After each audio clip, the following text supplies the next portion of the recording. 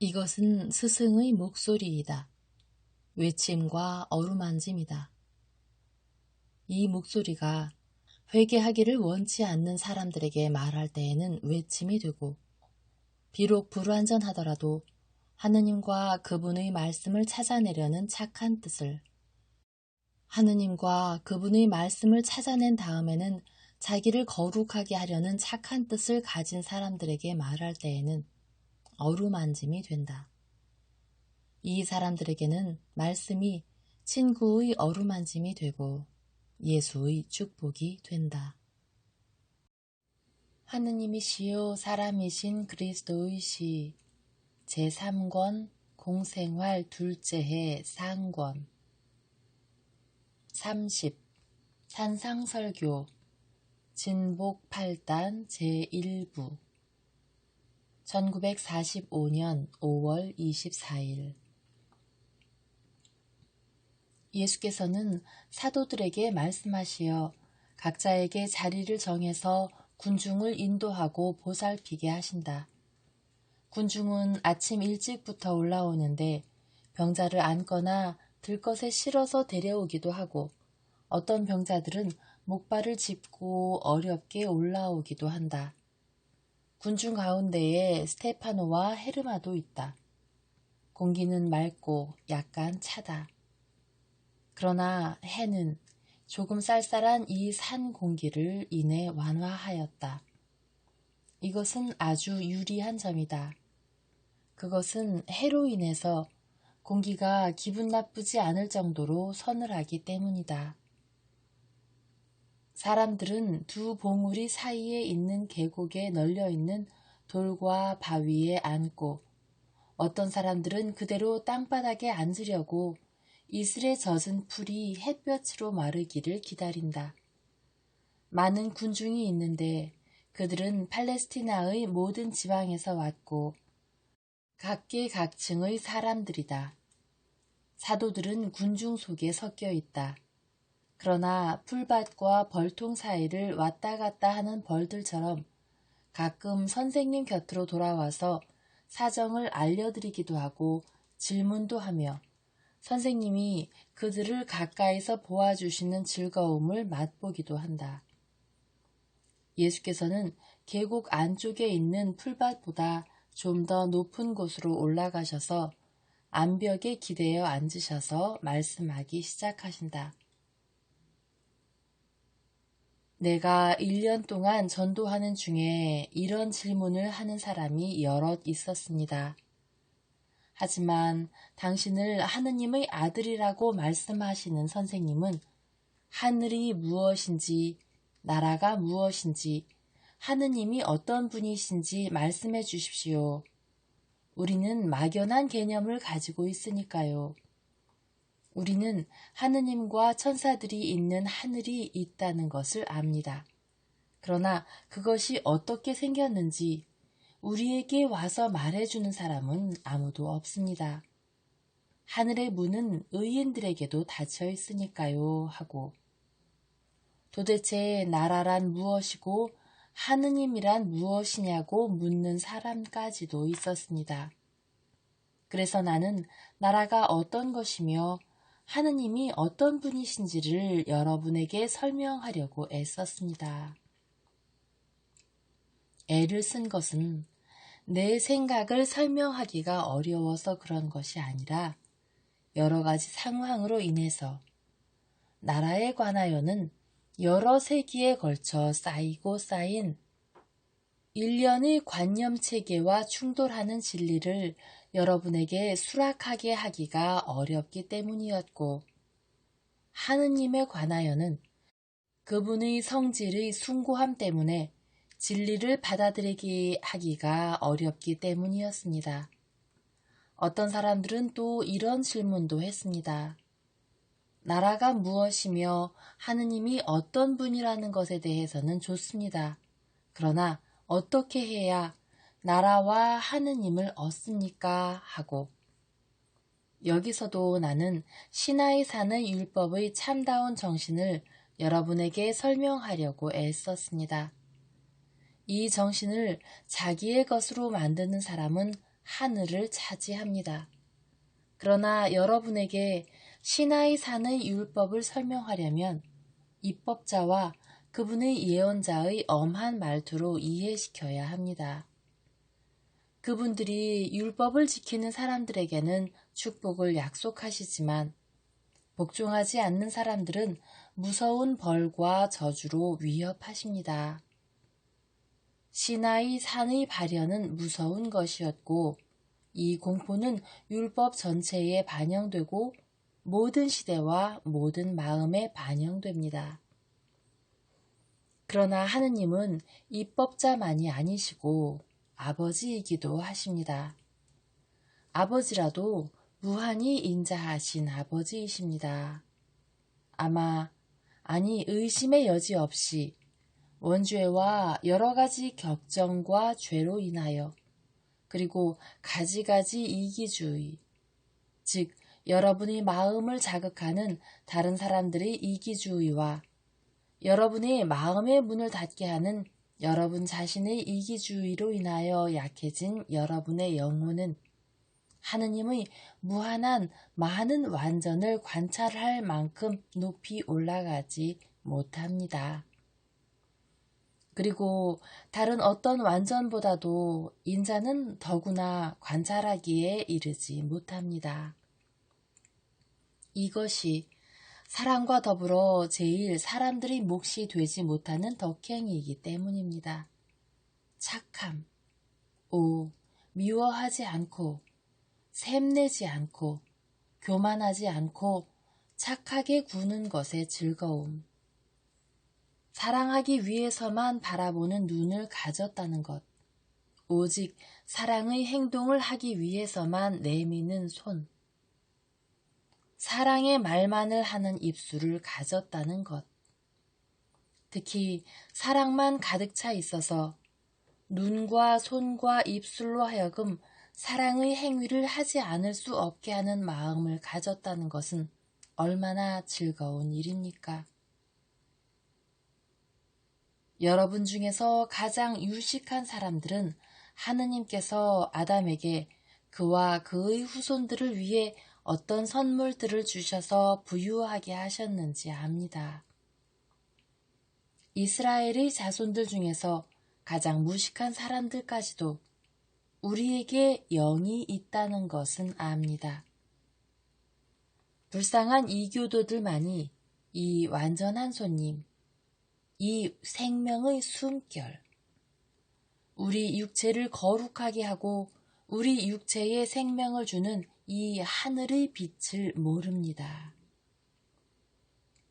그러나 가장 유식한 사람들은 어떤 선물들이 사람의 영에게 주어졌는지 압니다. 하느님께서는 당신이 진흙 조금과 당신의 입김으로 만들어내신 인간의 살과 피에 대해서보다 영에 대해서 덜 너그럽게 베풀지는 않으셨습니다. 하느님께서는 아름다움과 완전함, 지능과 의지 같은 자연적인 선물, 자기 자신과 다른 사람들을 사랑하는 능력을 주신 것과 마찬가지로 관능이 이성에 굴복하는 것을 포함한 정신적인 선물도 주셨습니다.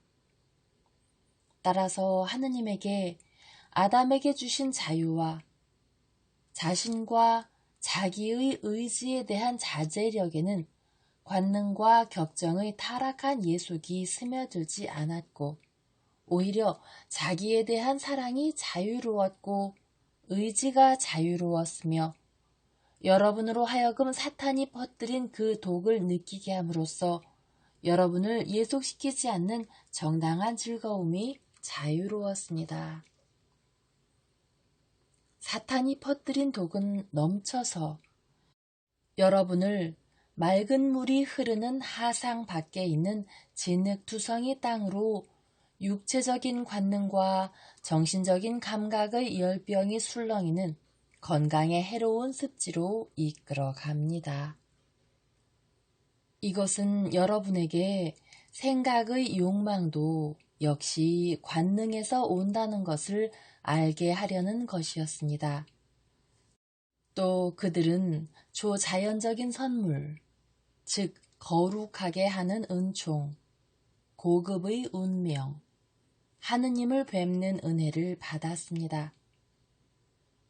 거룩하게 하는 은총, 즉 영혼의 생명을 받았습니다. 영적인 우리 영혼 안에 들어있는 극도로 영적인 그것을 말입니다. 우리를 하느님의 아들을 만드는 은총입니다. 그것은 은총이 우리를 죄로 인한 죽음으로부터 보호해 주기 때문입니다. 그리고 죽지 않은 사람은 아버지의 집, 즉 천국에서, 내 나라, 즉 하늘에서 살게 됩니다. 거룩하게 하고 생명과 나라를 주는 이 은총이란 무엇입니까? 오, 많은 말을 쓰지 마시오. 은총은 즉 사랑입니다.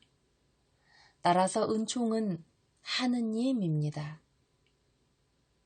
하느님께서 당신이 완전한 것으로 창조하신 인간 안에서 당신을 감탄하시고, 당신을 사랑하시고, 당신을 응시하시고, 당신을 원하시며, 당신의 것을 당신 자신에게 주셔서 당신의 재산을 늘리시고, 이 증식을 즐기시며, 또 다른 당신 자신이신 그 많은 사람들 안에 계신 당신을 사랑하시는 것입니다.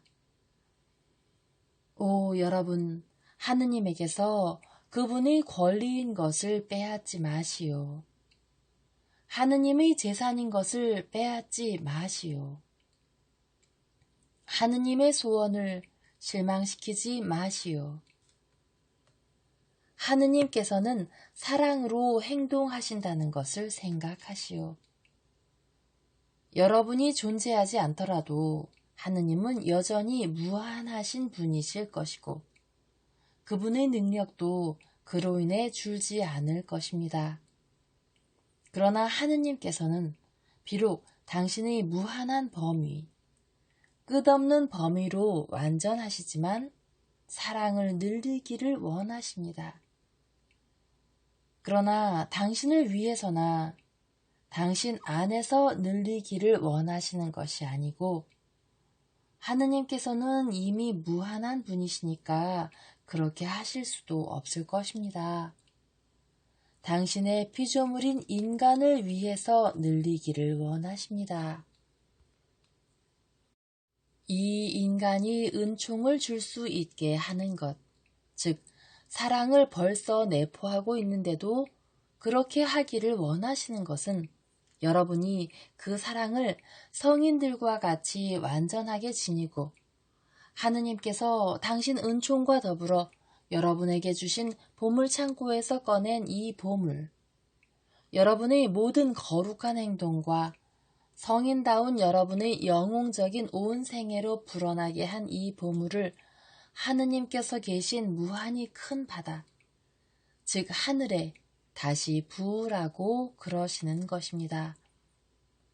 사랑의 숭고하고 숭고하고 또 숭고한 웅덩이, 여러분은 바로 이것입니다.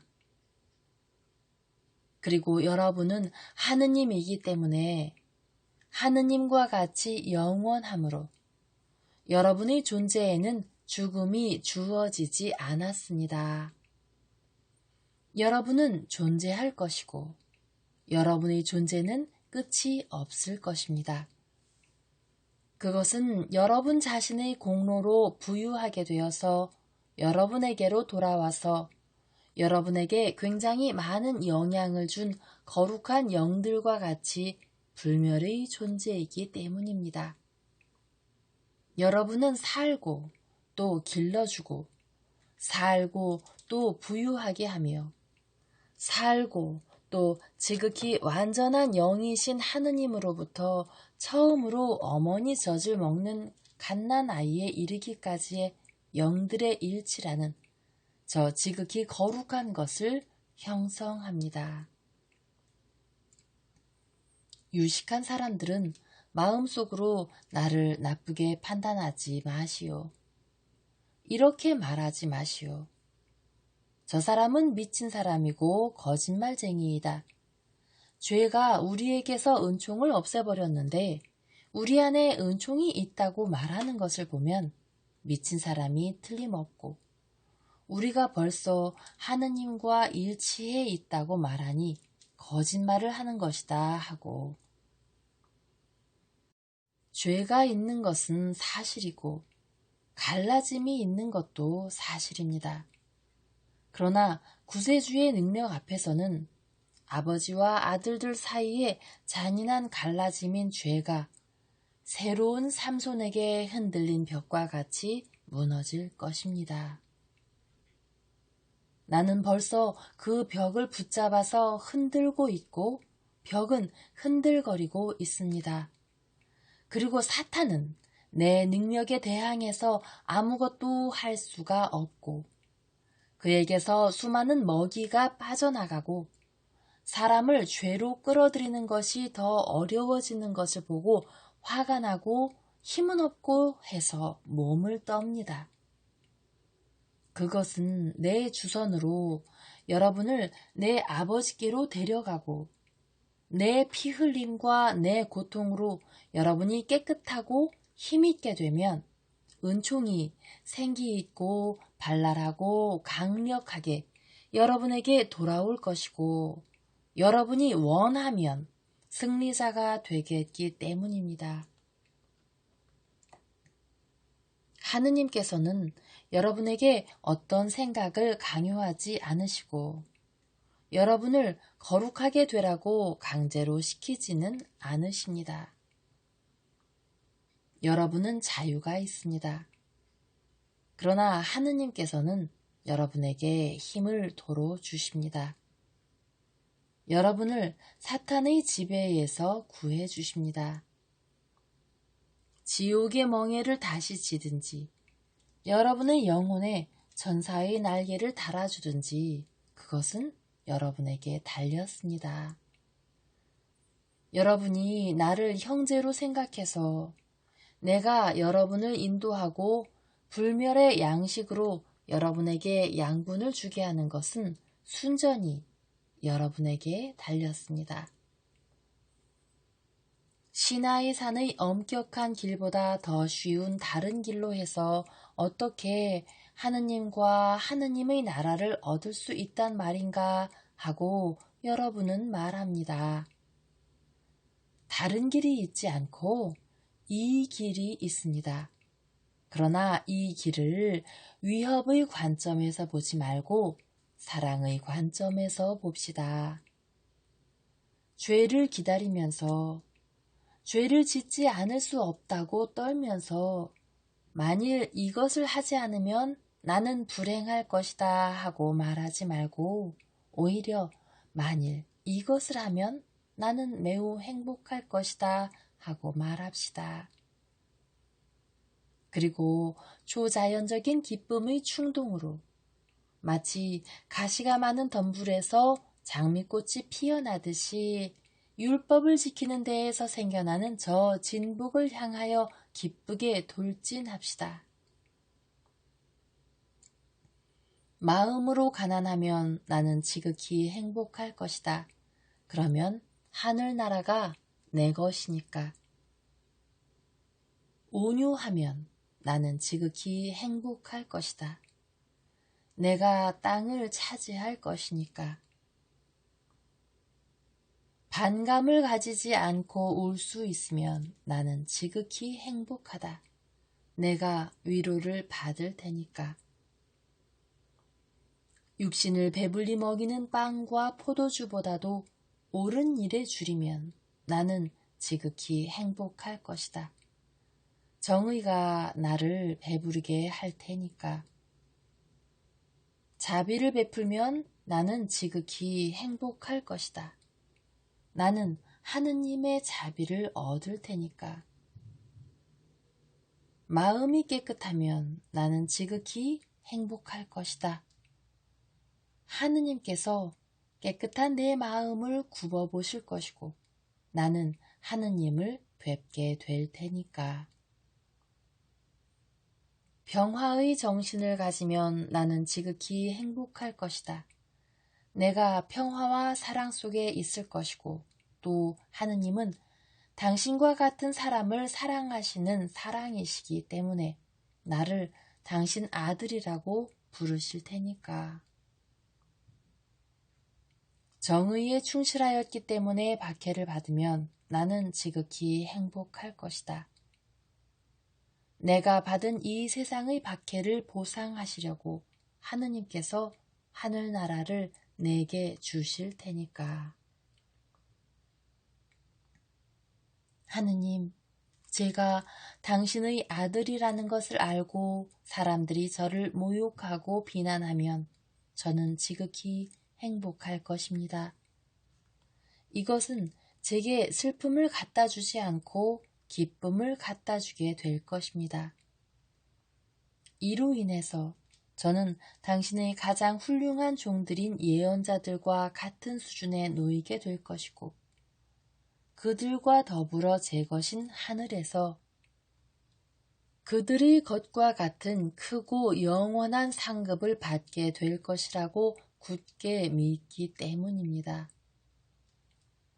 이와 같이 성인들의 기쁨을 통하여 구원의 길을 바라봅시다. 마음으로 가난하면 나는 지극히 행복할 것이다. 오, 재물에 대한 악마 같은 열병. 너는 사람들을 어떤 망상으로 몰아가느냐? 부자들과 가난한 사람들을, 파멸한 그의 정신의 더러운 우상인 그의 황금을 위하여 사는 부자를, 재산을 가지고 있는 부자에 대한 증오로 살면서 물질적으로는 살인자가 되지 않더라도 부자들이 가지가지 불행을 당하기를 기원하면서 그들에게 저주를 퍼붓는 가난한 사람을, 죄를 저지르지 않는 것만으로는 충분치 않습니다. 죄를 지을 마음까지도 없어야 합니다. 어떤 사람이 불행과 죽음을 당하기를 기원하면서 저주하는 사람은 실제적으로 죽이는 사람과 크게 다르지 않습니다. 그가 미워하는 사람이 죽는 것을 보고자 하는 욕망을 마음에 품고 있기 때문입니다. 정말 잘 들어두시오. 욕망은 마치 이미 형성되었으면서 배출은 되지 않는 어떤 착상의 결과와 같이 우리가 억제하는 하나의 행위입니다. 나쁜 욕망은 폭행보다도 더 오래 가기 때문에 중독을 일으키고 썩게 합니다. 욕망은 행위 자체보다도 더 깊게 뿌리를 내립니다. 마음으로 가난한 사람은 물질적으로 부유해도 재산 때문에 죄를 짓지 않고 오히려 재물을 가지고 사랑을 행하기 때문에 그의 재산은 그 사람의 성화를 이룩합니다. 사랑을 받고 축복을 받는 그 사람은 사막에서 여행자를 구해주고 실망하는 사람들을 돕기 위해서 자기를 줄 수 있는 것을 기뻐하며 아낌없이 자기를 주는 저 샘물들과 같습니다. 그 사람이 실제로 가난하면 자기의 가난을 기뻐하고 자기가 먹는 빵을 기분 좋게 생각합니다. 그가 기뻐하는 것은 그가 재산에 대한 열병을 모면하고 그의 잠은 악몽을 모르고 잘 쉬고 일어나서 조용히 일을 시작하게 되기 때문입니다. 또 그 일을 탐욕 없이 부러움 없이 함으로 그에게는 일이 쉽게 느껴지기 때문이기도 합니다. 사람은 황금을 가지고 있어서 물질적으로 부자일 수도 있고 그가 애착을 느끼는 것으로 인하여 정식적으로 부자일 수도 있습니다. 황금이라는 말에는 돈뿐 아니라 집, 밭, 보석, 가구, 가축대, 요컨대 생활에 여유를 주는 모든 것이 포함됩니다. 정신적인 재산은 친척이나 인척관계, 우정, 지적인 재산, 공적 따위들입니다. 여러분이 보다시피 첫 번째 종류의 재산에 대하여는 가난한 사람이 이렇게 말할 수 있습니다. 오, 나로서는 가진 사람을 부러워하지만 않으면 된다. 그래서 내게 주어진 처지에 만족한다고. 둘째 종류의 재산에 대하여도 가난한 사람은 역시 스스로 경계해야 합니다. 사람들 중에서 가장 가난한 사람도 그의 정신이 초연하지 않으면 죄인이 될 수가 있기 때문입니다. 어떤 것에 지나치게 집착하는 사람은 죄를 짓습니다. 여러분은 아마 이렇게 말하겠지요. 아니, 그러면 하느님이 우리에게 주신 좋은 것을 미워해야 한단 말인가? 아니, 그렇다면 하느님은 왜 아버지와 어머니와 아내와 아이들을 사랑하라고 명하시고 이웃을 네 몸같이 사랑하라고 말씀하시는가 하고 구별을 해야 합니다. 우리는 아버지와 어머니와 아내와 이웃을 사랑해야 합니다. 그러나 하느님께서 우리에게 정해주신 범위 안에서, 즉 우리 자신과 같이 사랑해야 합니다. 그런데 하느님은 만유 위에 또 우리의 전체를 다하여 사랑해야 합니다. 우리는 우리에게 가장 소중한 사람들, 가령 우리를 젖을 먹여 기른 어머니를, 우리 가슴에 안겨 자면서 우리에게 아이들을 낳아주는 아내를 사랑하는 것처럼 하느님을 사랑해서는 안 되고, 우리 전체를 기울여, 즉 사람에게 있는 사랑하는 능력 전부를 기울여 사랑해야 합니다. 자식의 사랑, 남편의 사랑, 친구의 사랑, 그리고 눈살을 찌푸리지 마시오. 아버지의 사랑으로 말입니다. 그렇습니다.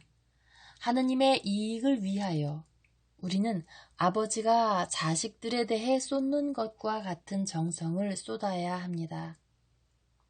아버지는 자식들을 위하여 그의 재산을 사랑으로 돌보고 그것을 발전시키며 그들의 육체적, 문화적 성장과 세상에서의 성공에 마음을 쓰고 걱정을 합니다. 사랑은 악이 아니고 또 악이 되어서도 안 됩니다. 하느님께서 우리에게 주시는 은총들도 악이 아니고 또 악이 되어서도 안 됩니다. 은총들은 사랑입니다. 은총들은 사랑으로 주어지는 것입니다. 하느님께서 우리에게 주시는 그 많은 자애와 선을, 사랑을 가지고 써야 합니다. 그리고 그것들을 가지고 우상을 만들지 않고 성덕으로 하느님을 섬기는 방법을 만드는 사람만이 그 선들에 대한 죄되는 애착을 가지고 있지 않다는 것을 보여주는 것입니다. 그때에는 그 사람이 최고의 재산이신 거룩하신 하느님을 더 자유롭게 얻기 위하여 모든 것을 버리는 거룩한 마음의 가난을 닦는 것입니다. 온유하면 나는 지극히 행복할 것이다. 이것은 일상생활의 이해와는 대조가 되는 것 같습니다. 온유하지 않은 사람들이 가정과 도시와 나라에서 승리를 하는 것 같습니다. 그러나 그것이 진짜 승리입니까? 그렇지 않습니다. 그것은 폭군에게 짓눌리는 사람들을 외양으로 보아 굴복시키는 공포입니다.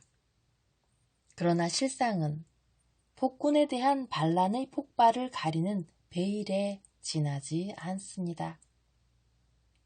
성을 잘 내고 강압적인 사람들은 그들의 가족의 마음도, 동양인들의 마음도, 그들의 신민의 마음도 사로잡지 못합니다.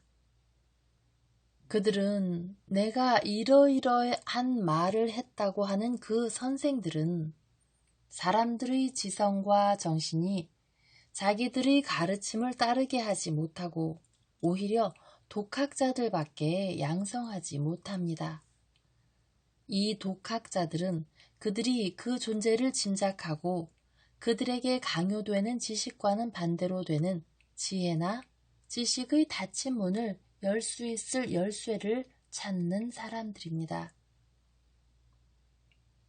참을성 있고 겸손하고 사랑하는 온유를 가지고 사람들을 사로잡으러 가지 않고 영혼들을 하도 난폭하고 강경하게 대하기 때문에 마치 공격을 시작하는 무장한 전사들 같은 사제들은 사람들을 하느님께로 인도하지 못합니다. 오, 불쌍한 영혼들! 만일 그 영혼들이 거룩하면 사제들이여, 그들이 빛을 찾아가는데 당신들이 필요치 않을 것입니다. 그들은 빛을 벌써 자기들 안에 가지고 있을 테니까요. 만일 그들이 올바르면 재판관들이여, 그들이 사법의 구속으로 제지되는데 당신들이 필요치 않을 것입니다. 그들은 이미 그들 안에 정의를 가지고 있을 테니까요. 만일 그들이 건강하면 그들을 치료해 줄 사람이 필요치 않을 것입니다. 그러므로 여러분은 온유하시오. 사람들을 달아나게 하지 마시오. 그들을 사랑으로 끌어들이시오. 온유로 마음으로 가난한 것과 같이 사랑하기 때문입니다. 만일 여러분이 온유하면 땅을 차지하게 될 것입니다. 여러분은 사탄의 소유였던 이 영토를 하느님께 갖다 드릴 것입니다. 과연 사랑과 겸손이기도 한 여러분의 온유는 영혼들 안에서 교만과 증오의 비열한 왕을 죽임으로써 증오와 교만을 이길 것이고, 그러면 세상이 여러분의 것이 될 것이고 따라서 하느님의 것이 될 것입니다. 그것은 여러분이 하느님을 우주의 절대적인 주재자로, 우리가 찬미 찬양하고 그분의 것을 모두 돌려드려야 하는 절대적인 주재자로 인정하는 의인들이겠기 때문입니다.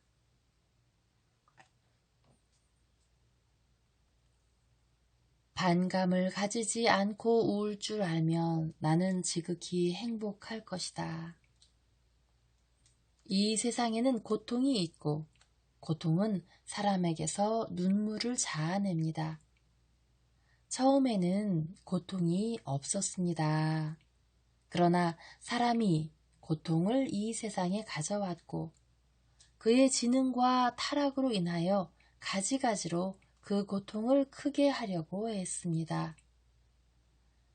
여러 가지 병이 있고 벼락과 폭풍우와 눈사태와 지진으로 인하여 생기는 불행들이 있습니다. 그러나 사람은 괴로움을 당하기 위하여, 괴롭히기 위하여 연구한 방법으로 고생을 하는 것이 우리가 아니고 다른 사람들이기를 바라니까 점점 더 무서운 살인용 무기와 점점 더 교활한 정신적 고문을 생각해냅니다. 사람이 은밀한 그의 왕인 사탄의 교사로 사람에게 얼마나 많은 눈물을 흘리게 했습니까? 그러나 진정 말하지만 이 눈물들은 사람을 약하게 하지 않고 오히려 완전하게 합니다. 사람은 정신이 산만한 어린아이이고 경박한 얼빠진 사람이며 늦게 지능이 개발되는 존재로서 눈물을 흘려야 비로소 어른이 되고 깊이 생각하게 되고 지적인 사람이 됩니다. 지금 울거나 전에 울었던 사람만이 사랑할 줄 알고 이해할 줄 압니다. 자기와 같이 우는 형제들을 사랑하고 그들의 고통을 이해하며 우울 때에 혼자 있는 것이 얼마나 고통이 되는지를 체험해서 아는 친절을 가지고 그들을 도와줄 줄 압니다. 그리고 그들은 하느님을 사랑할 줄 압니다. 그것은 하느님을 제외한 모든 것이 고통이라는 것을 이해하였고 하느님이 가슴에 안겨서 울면 고통이 덜어진다는 것을 깨달았기 때문이며 믿음을 부수지 않고 기도를 무미건조하게 하지 않고 반항을 알지 못하는 체념한 눈물은 성질이 변해서 고통이 위로가 되기 때문입니다. 그렇습니다. 주님을 사랑하면서 우는 사람들은 위로를 받을 것입니다. 옳은 일에 줄이고 목말라 하면 나는 지극히 행복할 것이다. 태어나는 순간부터 죽는 순간까지 사람은 음식을 탐합니다.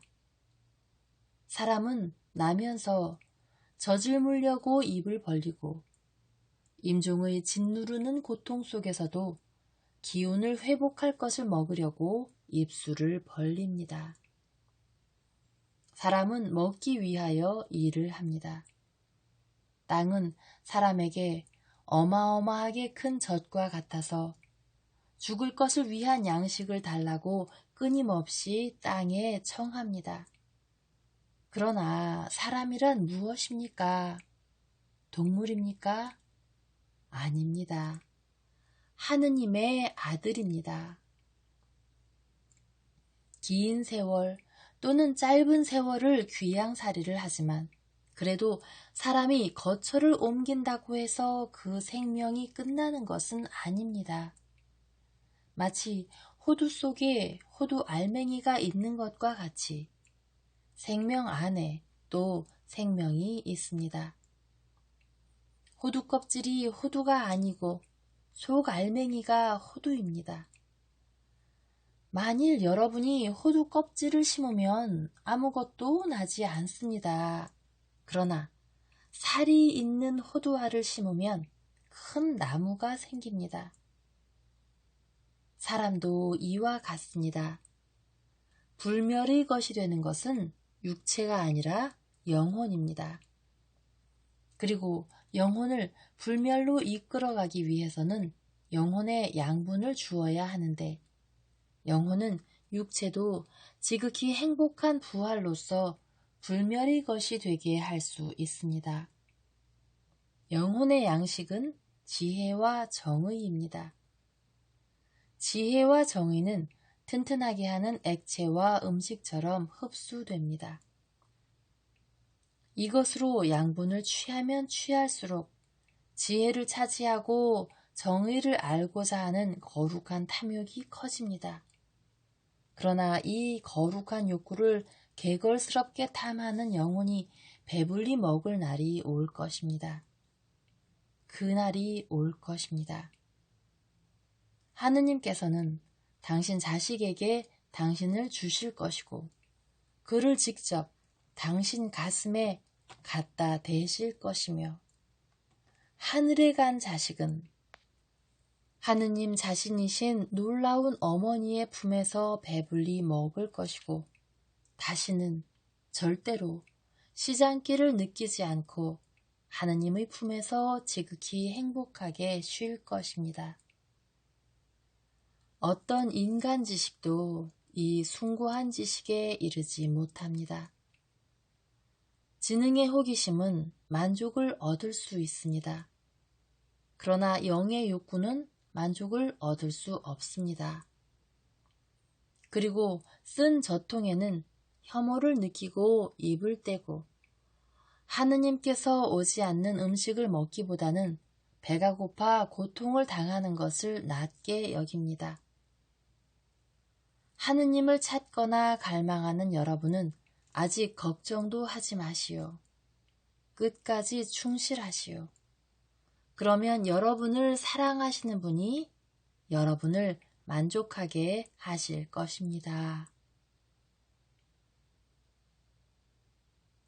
자비를 베풀면 나는 지극히 행복할 것이다. 사람들 중에 나는 자비를 입을 필요가 없다고 말할 수 있는 사람이 어디 있겠습니까? 그런 사람은 아무도 없습니다. 그런데 옛날 율법에 눈에는 눈, 이에는 이라는 말이 있으니 새 율법에서는 왜 자비를 베푸는 사람은 자비를 입을 것이다 하고 말해야 되지 않겠습니까? 모든 사람이 용서를 받을 필요가 있습니다. 그런데 용서를 얻는 것은 둔한 사람의 정신에게 주어진 외적인 상징에 지나지 않는 의식의 말투나 형식이 아닙니다. 그것이 아니라 사랑의 내적 의식, 그보다도 자비의 내적 의식입니다. 염소 수컷이나 어린 양을 제물로 바치고 돈 몇 푼을 헌금하라고 명한 것은 어떤 악이나 그 바탕에는 역시 항상 탐욕과 교만이라는 두 가지 뿌리가 있기 때문이었습니다. 탐욕은 재물을 위해 쓰는 비용으로 벌을 받고, 교만은 의식대에 제가 죄를 지었기 때문에 이 제사를 바칩니다 하는 공공연한 고백으로 벌을 받는 것입니다.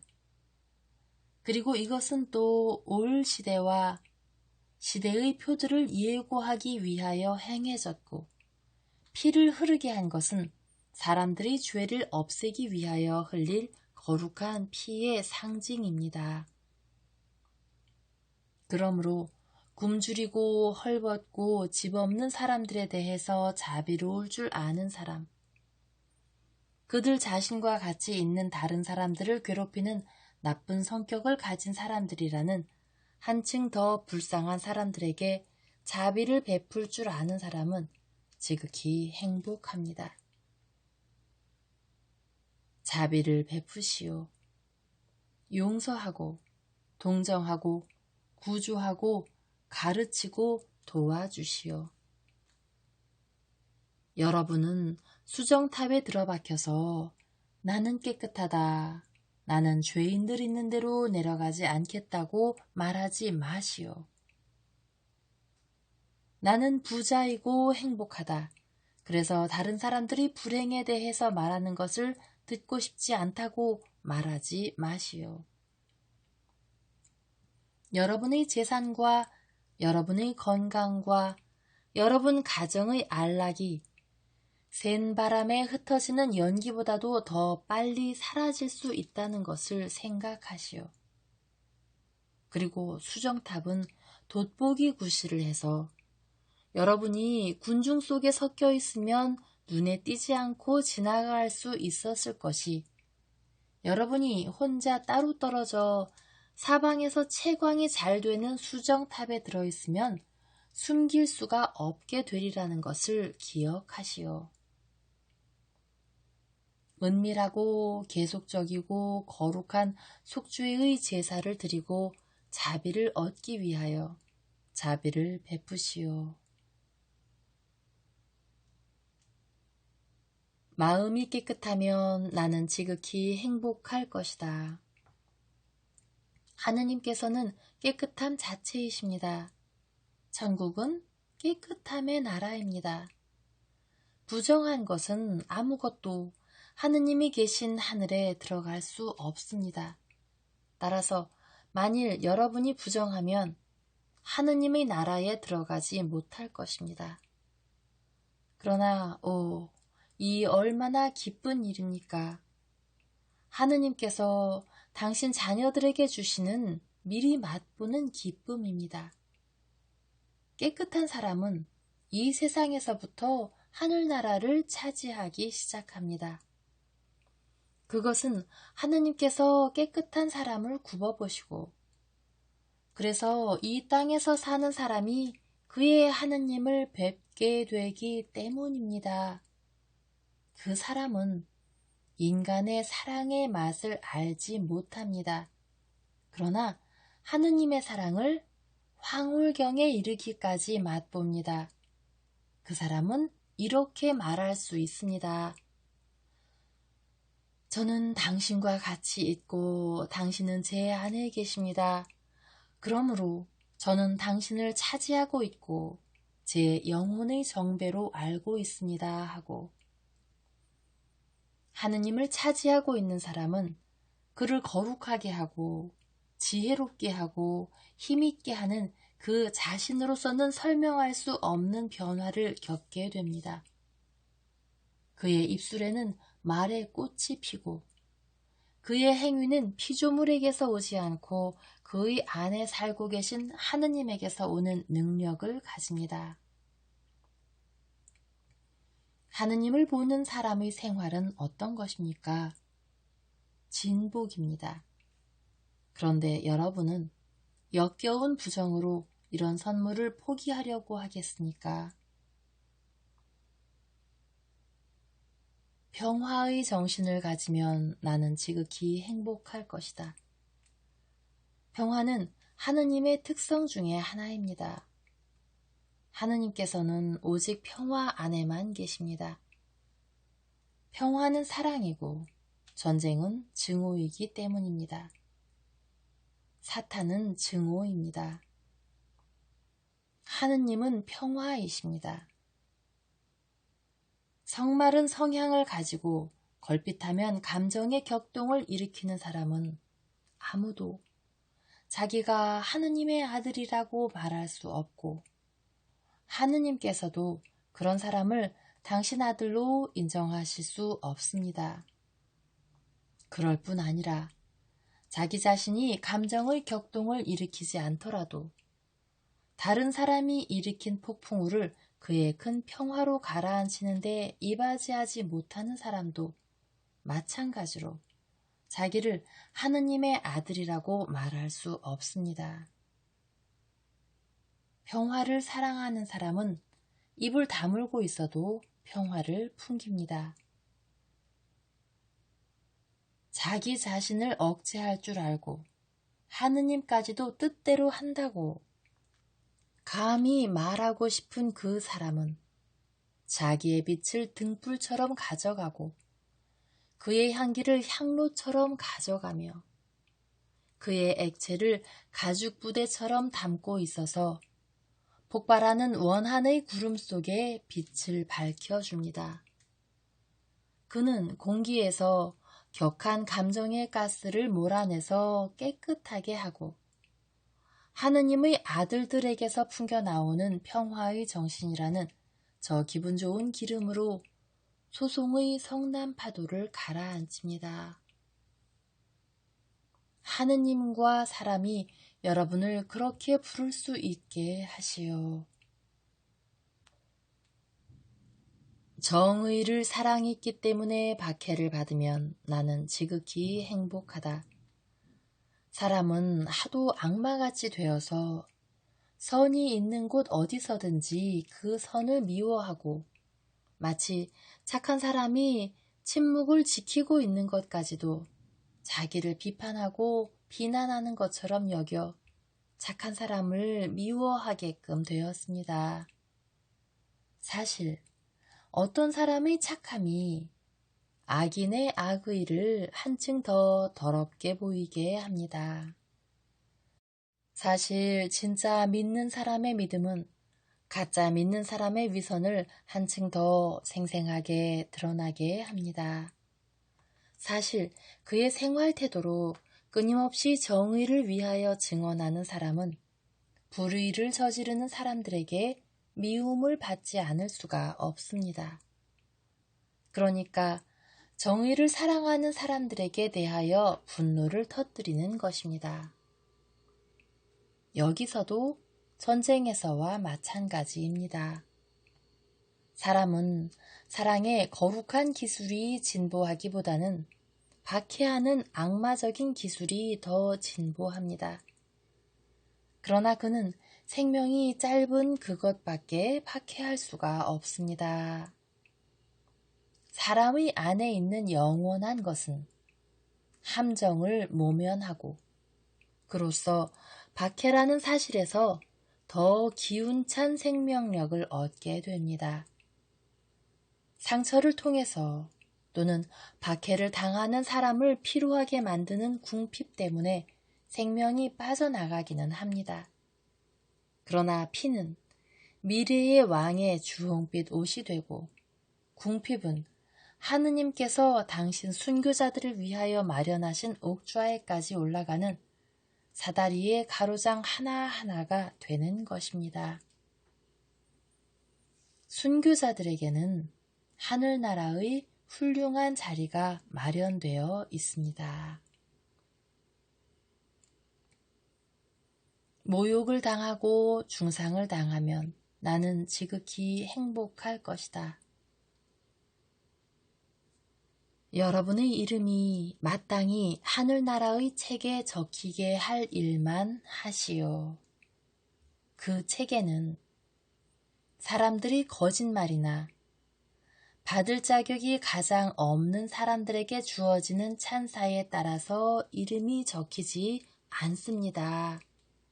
오히려 착한 사람들의 행동이 정의와 사랑으로 적혀서 하느님의 강복을 받은 사람들에게 약속된 상급을 받을 수 있게 합니다. 지금까지는 사람들이 예언자들을 중상하고 모욕했습니다. 그러나 하늘의 문이 열리면 예언자들은 위엄 있는 왕들과 같이 하느님의 나라에 들어갈 것이고 기뻐 노래하는 천사들의 환영을 받을 것입니다.